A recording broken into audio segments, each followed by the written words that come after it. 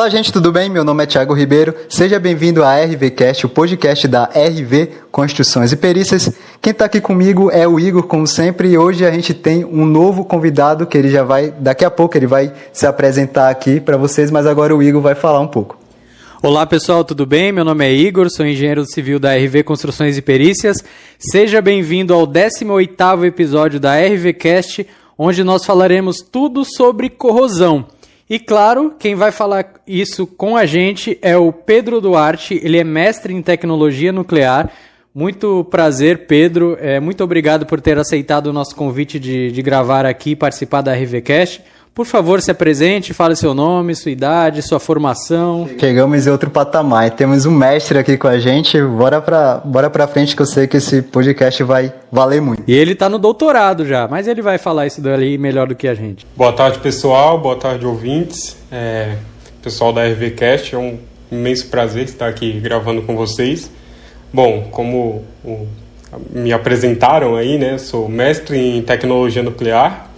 Eu iniciei a minha carreira lá em 2011, quando eu fiz técnico em administração. Depois emendei na faculdade de Química, pela FATEC, aqui da Praia Grande.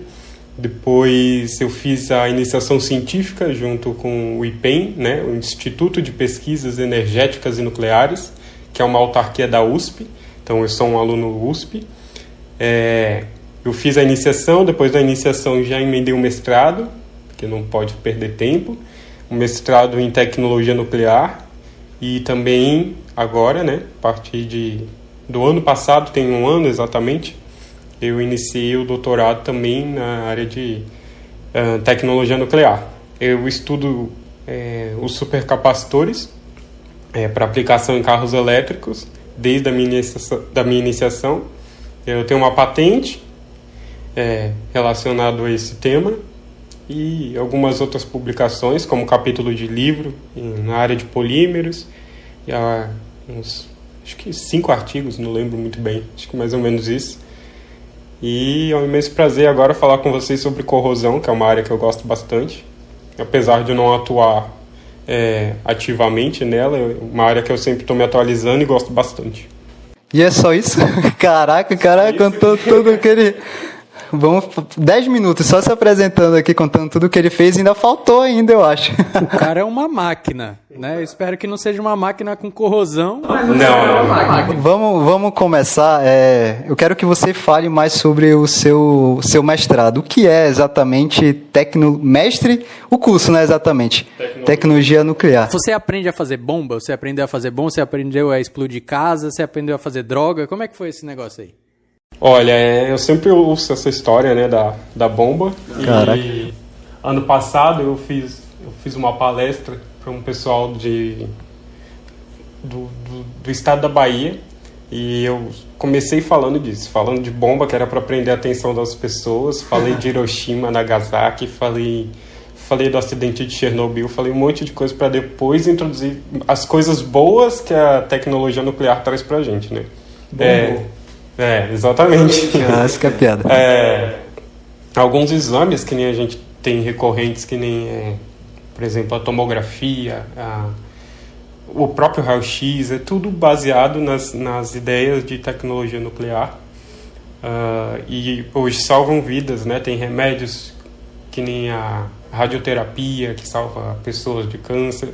Tem remédios que saem do próprio IPEM para distribuição nacional. Então, a gente vê assim a imagem das bombas, de acidentes, de drogas até, mas tem sua área positiva nisso tudo. E o mestrado, que nem você perguntou, a gente tem as matérias que nós podemos escolher e tem as matérias fixas, né, da grade do próprio mestrado, para configurar um mestrado em tecnologia nuclear. São elas a física nuclear, a física de reatores. Lá no próprio IPEM tem um reator de tecnologia nuclear também, para aplicações. A gente trabalha junto com a Marinha também. Tem o desenvolvimento do submarino lá, né? Tá ali em desenvolvimento, não sei quando vai sair, mas o submarino nuclear. E tem várias coisas bem positivas lá. Tem a área de fármacos, como eu falei aqui, né, os remédios, e várias outras coisas positivas lá que ajudam o meio ambiente e a nossa humanidade. Então, basicamente, eu vou tentar resumir aqui, ouço. Vocês fazem, né, o mestrado é um trabalho que vocês criam tecnologias para a área da medicina também e outras áreas. São muitas áreas lá. Tem São área várias de áreas que você materiais, área do próprio combustível nuclear. Eu trabalho com uma área assim da parte energética, né, que nem eu falei, Instituto de Pesquisas Nucleares e Energéticas. Então eu trabalho com a parte energética, mas tenho que estudar a parte nuclear, eu tenho que estar formado nessa parte nuclear. E eu trabalho com supercapacitores, né, que nem eu comentei agora há pouco, para os carros elétricos. A gente se utiliza mais ou menos a ideia da bateria, só que um supercapacitor ele tem mais ciclagem, então ele tem uma vida útil muito maior que uma bateria. E fora as outras características, né, que ele tem, que diferencia das baterias, mas a ideia principal ela é bem parecida, que é armazenar energia, né? E já que você citou bastante do seu mestrado, vamos descer um degrau agora e vamos falar da sua graduação sobre processos químicos. Vamos chegar no nosso nível aqui. Vamos abaixar o nível um pouquinho, chegar no nosso. Agora que a gente está no nosso nível, queria que você contasse um pouco agora sobre a faculdade de processos químicos que você fez na FATEC em Praia Grande, né? Que hoje a gente vai falar sobre corrosão. Acredito que boa parte disso você viu na faculdade de processos químicos, né? Sim, é uma faculdade, ela é bem completa, assim, a gente estuda muita coisa em pouco tempo, né? Porque nós temos 3 anos de formação. É uma faculdade que ela é voltada, o processos químicos é voltado para a área de indústria, mas para passar para a indústria a gente tem que ter o conhecimento básico, né? Essa área de corrosão eu aprendi na faculdade, eu tive um ótimo professor, Paulo César, obrigado. E a gente Paulo César, eu sei que você está ouvindo aqui. Obrigado aí. Hoje o Pedro está aqui nos maiores podcasts do Spotify. Do Brasil. Só perde pro Primo Rico. E daí eu desenvolvi um trabalho com a balsa de Santos do Guarujá sobre corrosão. Caraca, show. Sim, eu estudei aquelas rampas, sabe, que tem o acesso da balsa para sair da entrada de carros. Que acho que vocês já pegaram, vocês viram como tem corrosão ali, né? E a gente fica, quando a gente pega a balsa, a gente fica comentando, olha o estado dessa balsa aqui e tudo. Foi um trabalho bem legal de se fazer, eles foram super atenciosos, o pessoal da Dersa, né? Eles deram várias informações e eu desenvolvi esse trabalho lá justamente para a FATEC. E foi bem interessante, por isso que eu gosto tanto da corrosão, eu me dedico tanto a essa área, eu me atualizo bastante, por gostar mesmo. Foi quando a gente teve a ideia do podcast, né? Eu lembrei de você e tal, é você que falou, vamos falar de corrosão. Putz, eu falei também é o assunto que eu gosto, então vamos lá.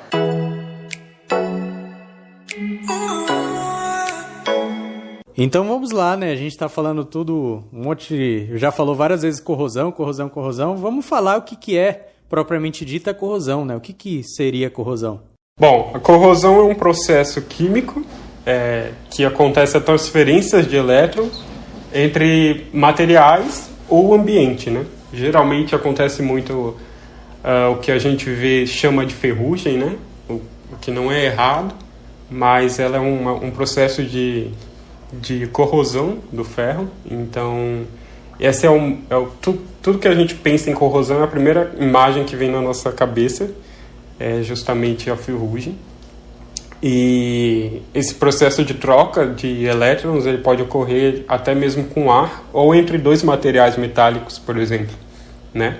Ele pode atingir a parte total da peça, uma parte parcial ou superficialmente a área que a gente estuda, né, que a gente consegue ver. Ele pode ser dividido em 3 ações, né? Essa oxidação, que é a perda de elétrons, a redução, que é o ganho, né? A gente pensa redução, acha que está perdendo alguma coisa, mas como o elétron é negativamente ativo, acaba sendo um ganho. E a reação de óxido-redução, que é as duas coisas, né, a oxidação e a redução juntas em um material só. A gente tem também os anodos e os catodos em toda reação, que o anodo é o polo negativo, que é onde perde o elétron, e o catodo é o positivo, onde a gente vai ganhar o elétron e para ocorrer essa reação de corrosão. E essa reação aí é onde aparece a ferrugem, que todo mundo fala. Exatamente, a partir dessa reação que aparece a ferrugem, aparece... Eu vou falar mais aqui embaixo alguns tipos. O nome ferrugem é certo falar ou existe um nome técnico mais correto para chamar? É certo, sim, é bem usual, acho que todo mundo entende, tranquilo. O meu professor falava que era tranquilo usar ferrugem. Que a ferrugem, no caso, é a consequência da corrosão, né? É o aspecto visual, é a ferrugem. Exatamente. O que está acontecendo é a corrosão. Exatamente. É a partir de um processo químico que o ferro passa a ser a ferrugem, né? Ele tem a sua composição química, que aqui acho que não é tão interessante entrar, mas é o aspecto visual, como você mencionou, da corrosão. Então, se eu pegar um material qualquer, um metal, e deixar em um ambiente qualquer, ele vai corroer? Vai entrar no processo de corrosão? Depende do material e do tratamento que ele recebeu. Então todo metal tem que ter o tratamento. Se você pretende que ele não corroa, é bom, é bem interessante. E depende da atmosfera também que você está inserindo ele, né? Se ela for muito poluída... Poluída ou litorânea... Ou seja, aqui é complicado. E qual seria a causa da corrosão? Então, nós temos 3 grandes principais motivos, né? E eles são denominados como a eletroquímica, que é o mais comum, quando forma uma pilha, que seria uma pilha, que tem um anodo e um catodo ligado por uma substância que conduz a esses elétrons. Então esse elétron vai sair de um material e se depositar em outro. Então geralmente isso é a água que faz essa condução. Por isso que alguns metais imersos em águas ou pontes, túneis, tudo isso piora a situação da corrosão. Ela também pode ser quando esse material, esse metal, né, é exposto ao ar e umidade, né, os dois juntos, ele acaba criando essa pilha, mesmo que seja com um material só. Pode ser por via química, quando tem um ataque de algum material agressivo ao metal, a essa peça metálica, ou eletrolítica, quando tem uma fonte de energia externa. Então, quando ela é ligada, por exemplo, a uma corrente de fuga em uma peça metálica, ela vai acabar criando uma corrosão, porque... Uma corrente de fuga seria elétrica? Elétrica mesmo. Você consegue induzir uma corrosão usando um diferencial elétrico no material, na peça. Às vezes, muitas das vezes é sem querer, né? Porque a gente sabe que instalações, por exemplo, vocês da área de civil, tem alguns contatos, fio desencapado ou alguma coisa em contato com uma peça metálica, ela vai desenvolver a corrosão. É porque na elétrica também, né, tem diferença de potencial, né? Então aí é a mesma coisa que ocorre na corrosão. A diferença de potencial, ela conduz os íons, os elétrons, né? Conduzem os elétrons e fazem com que a corrosão aconteça ali, mas geralmente é num ponto específico da peça. Entendi. Sabe o que é interessante isso? É porque quando a gente faz a instalação de SPDA, a gente coloca o cabo, né, muitas das vezes, tem muita gente que faz isso ainda, coloca o cabo na armadura. E aí isso pode causar corrosão nessa armadura lá ali no pilar, dentro do pilar, ou seja, isso é um perigo, né? Que ele também tem diferença de potencial e tal, então é importante não... Eu posso estar falando besteira, mas eu acho que as instalações mais antigas, a parte elétrica, elas eram feitas por tubos de ferro, né? E por isso mesmo elas foram substituídas depois por polímeros e materiais anti-chamas, justamente para evitar essa corrosão. Não só a parte elétrica, né? Existem tubos na parte hidráulica também, que eram feitos de ferro, né? Então, a gente vê hoje, em casas mais antigas, em construções mais antigas, essa tubulação, ela está, o aspecto visual todo com ferrugem. Então, acaba tendo perda de seção ali do tubo, um possível entupimento ali da tubulação. Então, acontece muito justamente por conta da corrosão, né? E tudo isso que acontece na construção civil são todos esses casos que você citou aí, né? Eletroquímico... Sim. Ele pode ser por um ataque químico, né? Que nem eu mencionei. Às vezes a gente tem tubulações industriais também que carregam materiais que não são muito bem pensados para tubulação. Então, a gente tem uma lista completa assim, de materiais que suportam tais substâncias, e isso tem que ser levado em consideração na hora de montar a planta da indústria. A parte da pilha da eletroquímica, onde pode ser exposto ao ar, por exemplo, né? Isso tudo dá problemas de corrosão e, futuramente, dor de cabeça, né? Então, diante de tudo isso, para a gente não ter problema de corrosão, né? A gente vai falar mais na frente, mas a gente tem que se preocupar com todas essas situações, ainda tem que usar um produto ali, né? Exatamente, é melhor prevenir do que remediar, como sempre diz. Porque é quase certeza, né, que se você tem um metal, vai corroer com o tempo, mesmo se não tiver água, mas aí com oxigênio pode causar. A umidade ela piora. Ela piora. Piora bastante, então pode ser que você fique anos e anos com o material ali e não corroa, mas uma hora vai acontecer. Então, às vezes é até pensado nisso na hora de economizar, né, no momento inicial, para depois fazer a substituição, mas o ideal é pensar tudo certinho bem antes.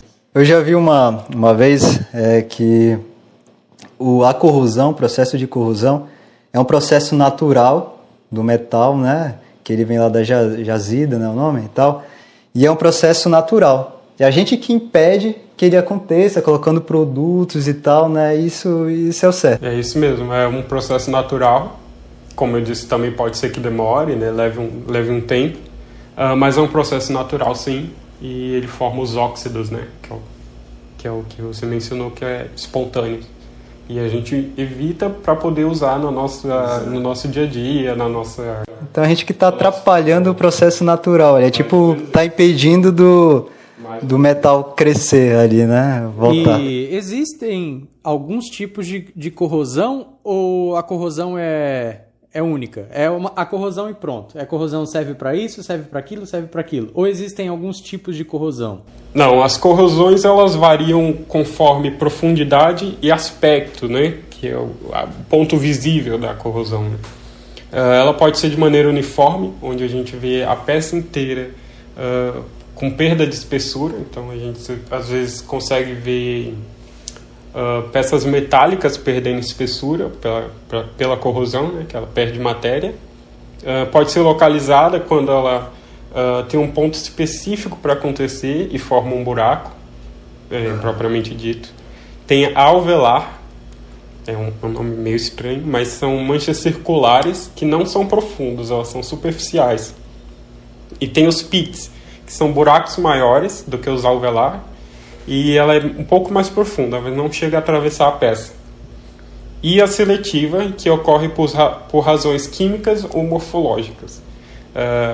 Um exemplo é peças onde tem a curva, geralmente a corrosão ocorre mais na curva por causa da estrutura do material, que é quebrada, né? Digamos assim, ela é moldada. E por isso que a corrosão acontece geralmente nas curvas das coisas, dos materiais. Até num embaque, né? Por exemplo, a gente tem uma estrutura metálica e o carro bate lá, ele vai corroer, né? Porque... Exato, porque você quebrou a estrutura da peça, do metal em si, né? E também a gente precisa, na parte química, né, que a gente falou, o potencial de redução. Então, cada metal, cada elemento, ele tem um potencial de redução, onde um é mais atacado e outros são menos. Um exemplo bem interessante é placas de trânsito. Às vezes você vê o parafuso da placa mais corroído do que a própria placa. Sim. E isso é a diferença do potencial de redução. Vou dar um exemplo. Se a gente colocar o zinco e o ferro, por exemplo, parafusar um parafuso de zinco numa peça de ferro, ou o contrário, sempre o ferro vai oxidar mais do que o zinco. O zinco vai reduzir. Então, você precisa estudar isso também na hora de montar alguma... É uma telha metálica. Você coloca uma telha e você usa um parafuso para prender a telha, que é outro material, não sei, e aí corrói. Pode né? Também. Porque é a diferença de... Exatamente. A diferença de potencial de redução. Então, você tem que estar atento a isso. Tem que colocar materiais parecidos, se você quer evitar isso. E tem uma lista, né? Que acho que também... tem uma tabela com todos os... É legal isso aí. Porque quando a gente, principalmente quem trabalha com estrutura metálica, tem que ter isso aí na ponta da língua, né? Para saber, então vai colocar materiais diferentes ali. Exatamente. Tem que ser bem pensado.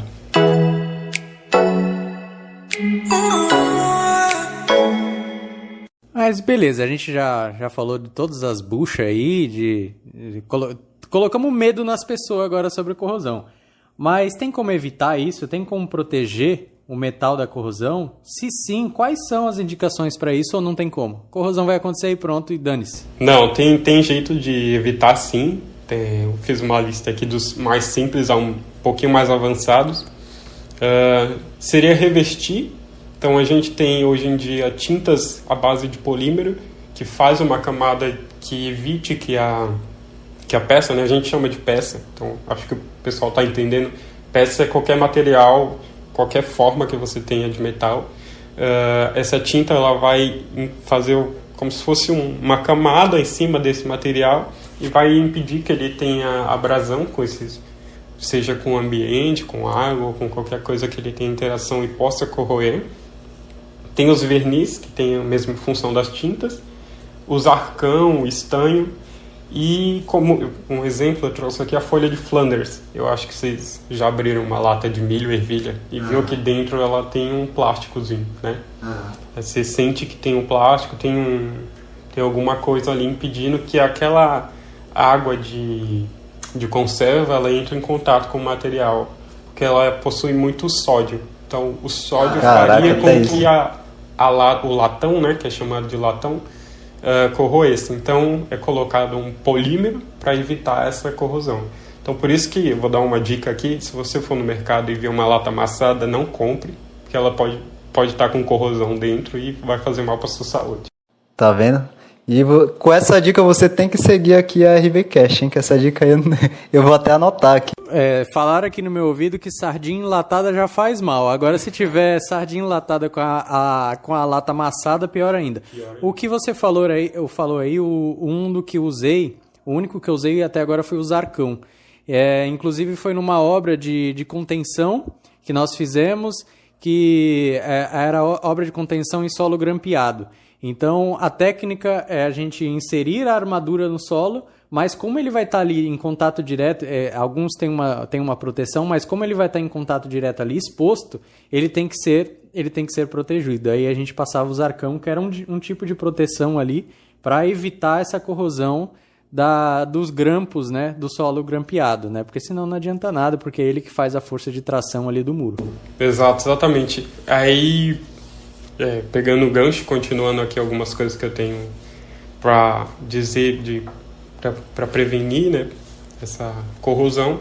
Nós temos os metais de sacrifício, que é exatamente isso que a gente comentou agora há pouco, do potencial de redução, que é colocar um outro material com potencial de redução maior ou menor, dependendo do que você deseja, para proteger essa outra peça. Então se liga os dois e a corrosão vai acontecer no que você deseja que aconteça. Isso acontece bastante em recuperação de estrutura de ponte, que eles colocam esse metal de sacrifício. Eu posso estar falando besteira, me corrija se eu estiver errado, mas se eu não me engano é o anodo de sacrifício. Também. Galvanoplastia também eu conheci. E aí eles colocam isso justamente para proteger e para recuperar aquela estrutura de concreto comprometida pela corrosão. Exato, isso acontece sim. Mas recupera ela com a troca de elétrons, o metal ele volta ao normal? Então, o que você já perdeu de espessura ou matéria da peça não recupera, mas o aspecto de ferrugem, se for no ferro, ela sai sim. Eu já fiz até uma experiência aqui em casa mesmo. Conte-me mais sobre essa experiência. Eu coloquei junto com um amigo, né? A gente colocou em um pote normal assim, água e sal, e colocamos as duas peças ligadas numa pilha. Então você consegue ver toda a parte de corrosão, né? Todo o material resultante da corrosão indo para outra peça. É muito interessante, então se alguém quiser fazer em casa seguro, tranquilo, pode fazer. Caraca, você consegue ver? Consegue ver. Você vê a outra peça depois se sacrificando pela outra, exatamente. Outra, né? Por isso que é metal de sacrifício. É uma cena de amizade, né? Se sacrificando. E você ainda tá aqui ainda ou você já fez aqui na sua casa? Foi aqui em casa. Mas ainda tá indo pra gente ver? Não. Eu já tirei, já desliguei. Tá, a gente ia ver e o pessoal não ia nem saber. Então vamos continuar. Agora, eu queria saber, essas prevenções aí que você mostrou, ela é indicada para qualquer metal? Porque você falou que existem vários tipos de corrosão, né? Certo? Então, esses materiais aí a gente pode usar para qualquer tipo? Tem os tipos adequados, né? Então, a maioria, por exemplo, a tinta à base de polímero, se você for colocar numa estrutura que vai a altas temperaturas, não é indicado. Sim. Entendeu? Mais indicado que você faça o estudo e, por exemplo, eu comentei da balsa. A balsa, eles fazem a pintura da rampa de acesso, mas eles preferem trocar periodicamente, porque fica muito caro substituir por outra coisa, por exemplo. Na verdade não é trocado não, que a gente vai lá, tá tudo... Então, aí são outros detalhes. É mais barato porque eles não fazem. Exato. Ainda bem que a gente não vai muito pra lá, pro Guarujá, porque se a gente for, eu não ia querer muito não, porque a situação ali não tá muito legal. São outros detalhes. Aí também tem a anodização, que ela é utilizada para recobrir o metal do próprio óxido do metal. Então o que acontece o metal ele é induzido a corroer para não corroer. Então vou tentar explicar isso mais ou menos. A gente vê o vagão de trem, sempre a maioria estão com aspecto de corrosão, de ferrugem, né? Acho que vocês já chegaram a observar isso, os vagões de trem. Ele é perto da balsa. Né? Exatamente. É proposital. É para o ambiente para que o ambiente não tenha mais acesso ao metal e que ele não corroa, além do que eles querem. Você tá brincando comigo que o trem faz essa pegadinha? Parece aqueles ratos que se finge de morto só para o humano não matar. É isso então, ele se finge de corroído lá. É mais ou menos por aí. Forma uma película de óxido, que veio do próprio metal mesmo. E ele evita que, por exemplo, aqui, que a gente comentou o trem no porto, ele vai sofrer com o cloreto, né, com cloreto do mar, da névoa marinha, e vai sofrer corrosão. Então, com essa película de óxido, ele vai estar protegido aí por um bom tempo. Tipo que vacinou a situação ali, a superfície. Exatamente. É como se você estivesse cobrindo o seu material. Que louco. E então, vamos entrar agora na parte da construção civil. A gente já falou bastante sobre o processo de corrosão, mas a gente está focado mais na parte química, né, da corrosão. Isso é muito interessante, porque traz um diferencial aqui para o nosso... A parte, já falamos até para parte ambiental, parte logística de transportes, já falamos aqui de trem, mas vamos entrar na parte da construção civil para falar sobre a corrosão de armaduras, não é, Thiago? A gente vai entrar agora Vamos falar de estruturas em concreto armado. Estruturas em concreto armado é concreto ou armadura. Pronto. Eu queria saber o que você poderia falar mais assim, sobre a corrosão que ocorre nessas estruturas de concreto armado, porque isso a gente vê muito, muito. Agora mesmo a gente veio de um caso que era a corrosão de armadura e eu queria que você falasse um pouco mais aí que você pode acrescentar aqui pra gente. Eu confesso que eu não tenho muita familiaridade com esse processo, mas eu entendo um pouco o que acontece ali dentro, né? Ele deixa de ser um processo estético para ser um processo estrutural mesmo da peça, uma vez que a gente tem uma ação eletroquímica ali. Então, pode ser por meio de água, por umidade, por cloreto, carbono. Então, a gente tem, dentro do concreto, o material está protegido. O problema é quando ele tem muita porosidade ou fissuras, né, que acaba tendo o que a gente precisa para a corrosão acontecer, que são o eletrólito, né, que pode ser a água, o diferencial de potencial, que é a própria oxidação acontecendo, o oxigênio também, ele é muito redutor, ele agrava bastante a corrosão. Isso é uma coisa que eu acho interessante, que para acontecer a corrosão tem que ter simplesmente oxigênio. Tipo, não precisa... tem umidade, não tem água, não tem, mas tem oxigênio. Então vai... E é bem abundante, né? Ou seja, não tem como... Só se a gente fizer uma camada ali para enganar. Sim. Igual do metrô. Exatamente. Do vagão de trem.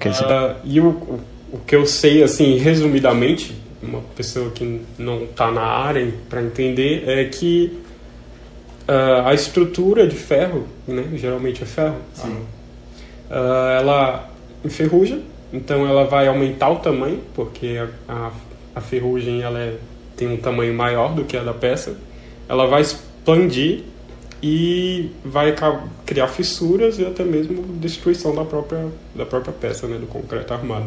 É interessante isso que você falou, que a peça expande, mas não é porque expande que ela aumenta de seção. É pelo contrário, como você citou no início, a peça vai perder seção. Só que como a camada ferruginosa é maior do que a própria barra de aço, vai dar a impressão que ela está maior, mas não. Ela perdeu seção, só que no lugar está a camada ferruginosa. Essa camada ferruginosa, como ela vai expandir, como você citou bem, ela vai acabar expulsando o concreto, né? Que ela vai expandir, então expulsa o concreto. Aí aquele concreto desplaca, ele cai, e aí a gente consegue ver lá a armadura exposta, causado justamente por isso. A gente fala isso porque tem gente que vê a ferrugem, né? E eles imaginam que, se você olhar, você vê que a armadura ela aumentou um pouco. Mas não significa que a seção dela aumentou, né? Aquilo ali é ferrugem e tal.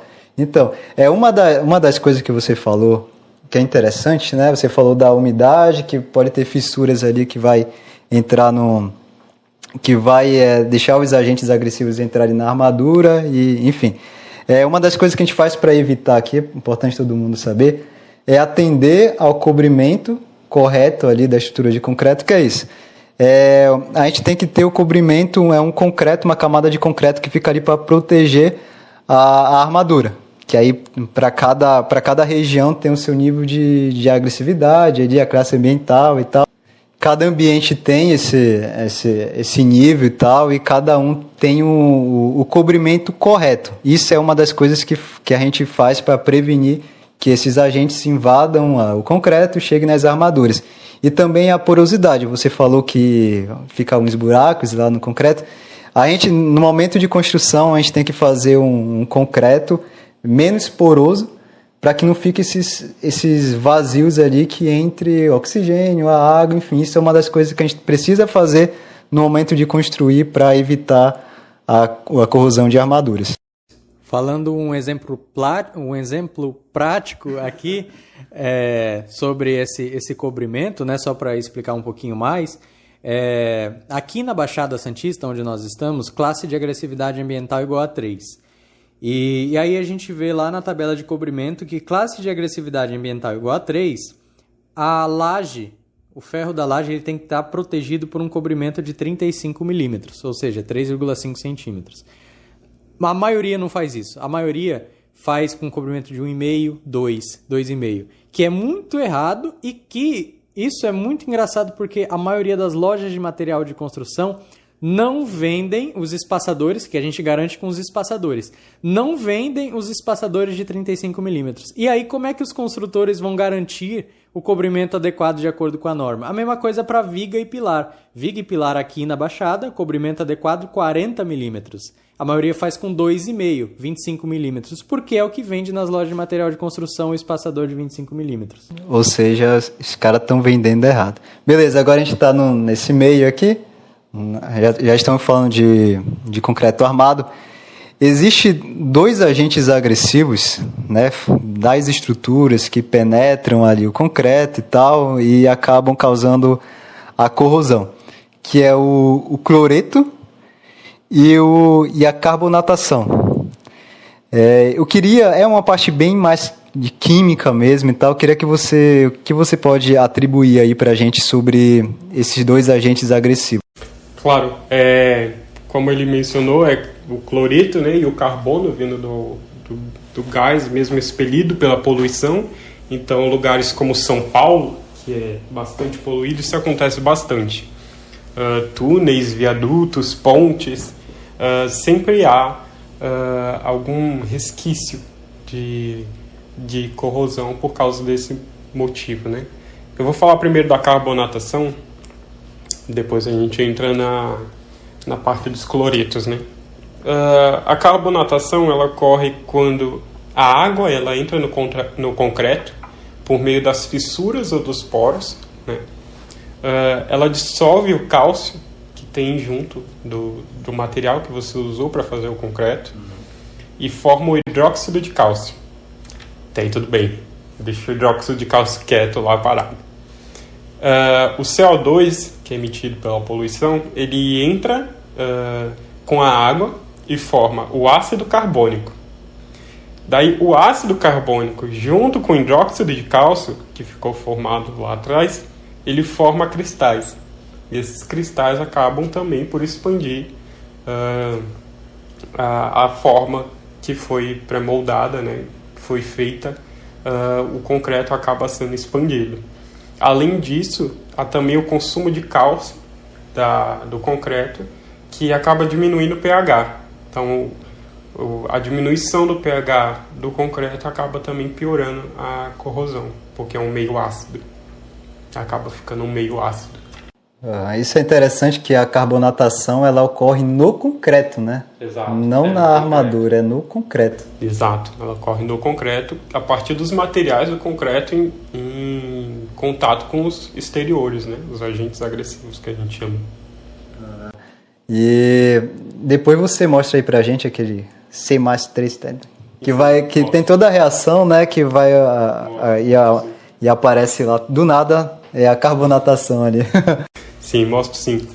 E a outra parte seria os cloretos, né? Que a gente mencionou aqui do litoral, que pode ocorrer pela névoa marinha ou os respingos do próprio mar, né? Também a gente tem muitas edificações junto ao mar, por exemplo, o Porto é um grande exemplo. Ele ocorre com os íons cloreto, como o próprio nome já diz, e ele age tanto no concreto quanto na armação. Então, no concreto, ele age com a água, o cloreto age com a água e forma o ácido clorídrico, né? Que ele abaixa o pH do concreto, também fazendo o mesmo esquema da carbonatação, né? Ele ajuda a armação a corroer. E a própria armação, ela também sofre com o cloreto quando ele entra em contato com o ferro, formando cloreto férrico. Esse cloreto férrico reage com uma hidroxila do próprio ambiente, formando hidróxido de ferro. E esse hidróxido de ferro, essa reação ainda libera mais cloreto. Então é uma reação cíclica, né? Então ela nunca deixa de acontecer. E isso ocorre à oxidação por pitch, né? Que foi o que eu falei que são os pontinhos que não atravessam, mas que vão denegrindo a peça, né? Que no caso seria a armação. Então o ataque por cloretos é pior do que do carbonatação, porque é no concreto e na armadura. Exato, ele ataca os dois e é bem pior. Ou seja, a gente que está aqui na Baixada tá ferrado. Quem está em Cubatão, então, que está na Baixada e perto da indústria, eu acho que está mais ferrado ainda. Sofre com os dois, exatamente.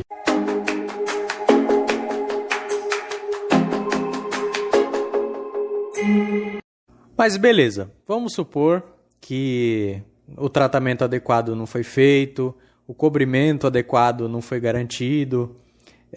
Em caso de corrosão já presente, já tem a corrosão, já tem a ferrugem, quais são as suas indicações para eliminar esse problema desses materiais?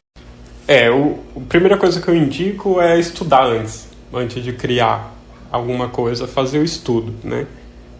Fazer toda a averiguação do que você vai construir ou vai determinar em algum lugar, para extinguir as causas que podem acontecer, né? Que nem a gente falou da carbonatação, do cloreto, de umidade, todos esses. Escolher o material certo, como a gente já mencionou aqui. E no caso dos concretos, acho que vocês não mencionaram, mas uma das coisas que pode ajudar a diminuir a porosidade é inserir sílica no concreto. Não sei se vocês conhecem. Diminuir a porosidade. Vou anotar aqui. Espero que o meu pedreiro não invente de colocar sílica. Ele vai ver o nosso podcast e vai falar. Diminuir a porosidade e formar silicatos que ajudam até mesmo na conformidade do concreto, deixando ele um pouco mais, digamos, forte, digamos assim. E se a gente diagnosticar que uma estrutura está sofrendo ali a carbonatação, e tem uma solução indicada só para esse caso? Tem. A gente pode retirar o concreto, né? Todo o concreto que tem, claro, levando as devidas precauções, né? Porque a partir do momento que você tira o concreto, aquilo pode desabar, dependendo de onde você está. Já sabe mais do que o nosso pedreiro. Remover toda a ferrugem, né? Seja ela por meio de lixamento, por meio do anodo de passivação, lá de sacrifício, como a gente mencionou, e adicionar os reparos, né? Que seriam inserir uma camada de polímeros ou como a gente comentou, dos arcão, né? E depois voltar com concreto, espero com a sílica, para melhorar a situação, e conseguir restaurar essa peça, né? Às vezes não tem jeito, né? Tem que realmente construir outra.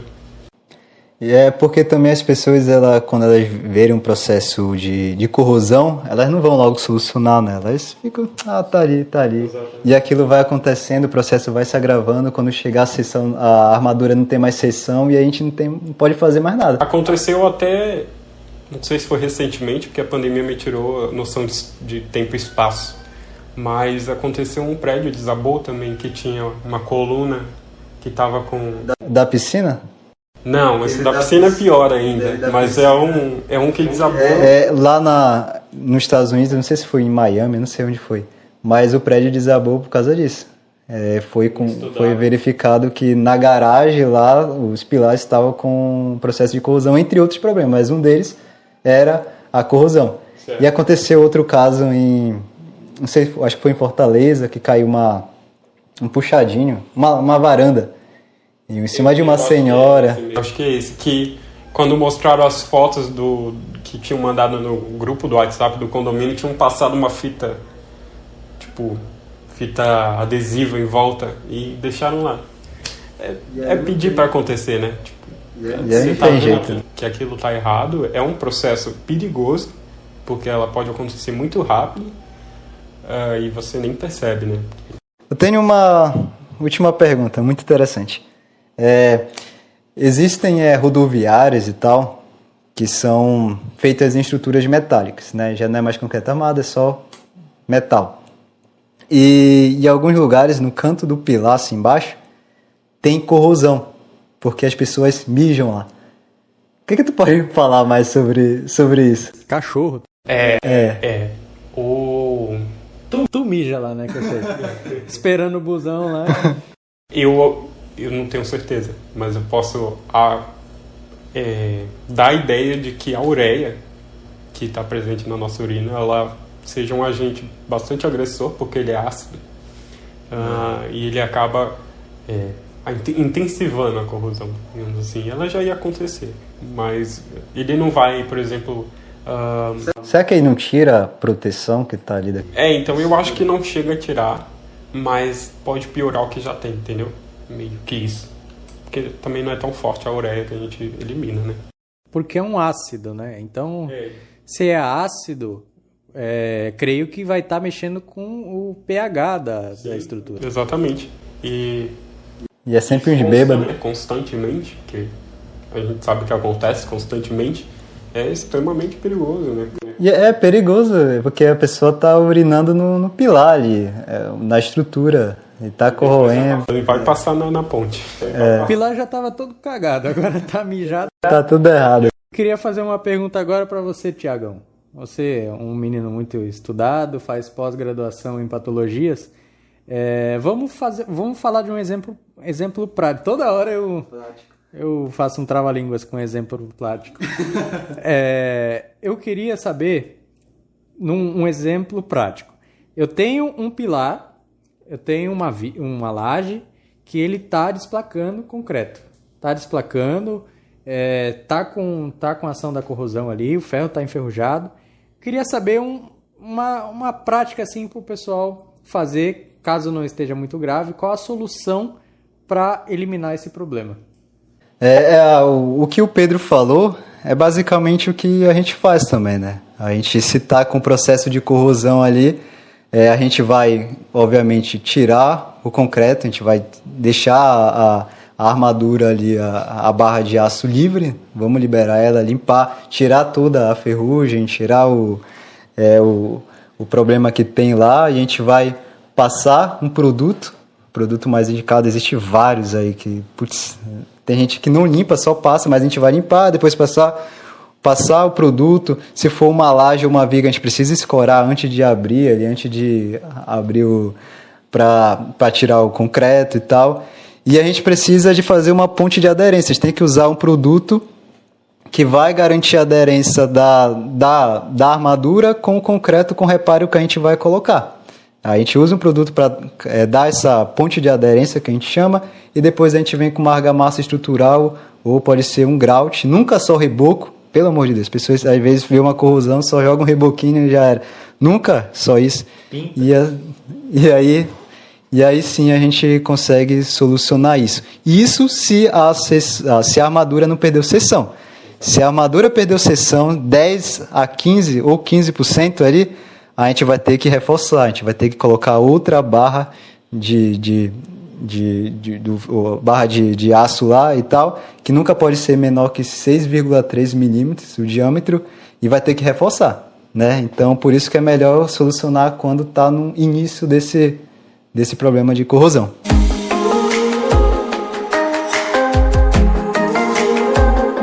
Então, estamos chegando ao final desse episódio, que foi, eu tenho certeza que foi muito legal, que pra gente aqui foi muito interessante, a gente aprendeu muito aqui, principalmente a parte lá do vagão do trem, que agora eu vou olhar e vou falar sempre isso e tal. Eu quero agradecer ao Pedro por disponibilizar aqui, por aceitar participar desse nosso projeto aqui. Eu tenho certeza que, eu espero que você tenha gostado, que por isso a gente gostou muito, a gente aprendeu muito aqui, e por isso eu quero agradecer mesmo, espero que a gente tenha ajudado aí o pessoal que está nos ouvindo agora. Exatamente, faço das palavras do Thiago as minhas palavras. Eu agradeço muito a sua participação, por ter aceitado novamente aqui o nosso convite para gravar o podcast. Aprendi bastante, tenho certeza que as pessoas que estão ouvindo esse podcast também aprenderam bastante. Se realmente elas prestaram atenção, aprenderam muito. Se você não prestou atenção, se você estava trabalhando, ouvindo esse podcast, você estava fazendo outras coisas, volta e anota tudo, porque você vai virar um mestre em corrosão, assim como o nosso querido Pedro Duarte. É porque a gente foi quase um curso aqui de 1 hora sobre corrosão, falamos da parte mais geral de corrosão, chegamos na parte de estrutura. Putz, quem ouviu, quem aproveitou, cara, tá feito na vida. Eu que agradeço o convite de vocês. É sempre muito bom dividir conhecimento, espírito de professor falando. E fico muito honrado por terem depositado em mim a confiança de dividir sobre a corrosão. Espero que os ouvintes tenham aproveitado muito. Se não aproveitou, como eles falaram, volta e ouve de novo. E muito sucesso para vocês, que vocês fazem um trabalho muito legal. Eu acompanho de perto, ouço tudo, assisto tudo. Muito obrigado. E se caso você ficou com alguma dúvida, quer falar com o Pedro aqui um pouco mais sobre corrosão, você pode mandar uma mensagem. Ou sobre outro tema também, aí o cara sabe muito aí. O que não falta é tema para conversar com ele. Exatamente. E manda uma mensagem aqui para RV Construções e Perícias ou então diretamente no e-mail dele. Por favor, Pedro, qual é o seu e-mail para as pessoas entrarem em contato? Pode ficar à vontade, vai ser um prazer atendê-los. É Pedro Vitor, sem o C, né? Vitor mesmo. D de dado, C de casa, @usp.br. Ok, o cara tem um e-mail da USP. USP, cara, humilhou, o meu é Thiago Engenharia. Nós vamos colocar aqui na descrição também deste Spotify, desse podcast que está no Spotify e também no YouTube, o seu contato. Então, gente, esse foi o 18º episódio da RVCast. Eu espero que vocês tenham gostado, espero que a gente tenha ajudado vocês. Até a próxima. Tchau!